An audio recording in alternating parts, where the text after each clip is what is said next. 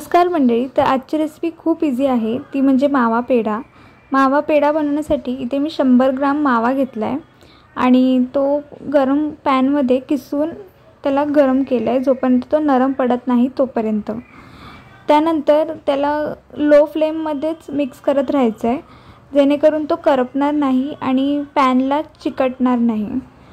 नंतर त्याच्यामध्ये एंडिंगला आपल्याला इलायची पावडर टाकायची आहे। नंतर तो मावा एका प्लेटमध्ये काढून थंड व्हायला ठेवून द्यायचा आहे। त्यानंतर त्यामध्ये 20 ग्राम साखरची पावडर ॲड करून घ्यायची आणि त्याचा मस्त असा पिठासारखा गोळा बनवून घ्यायचा आहे आणि पेढ्याची शेप देऊन आपल्याला रेडी करून ठेवायचे आहेत। मग ते थोडेसे सेट झाल्यानंतर त्याच्यावरती नोझलच्या साहाय्याने मी इथे डिझाईन काढली आहे। तुम्ही कुठल्याही याच्याने यूज करू शकता डिझाईनसाठी।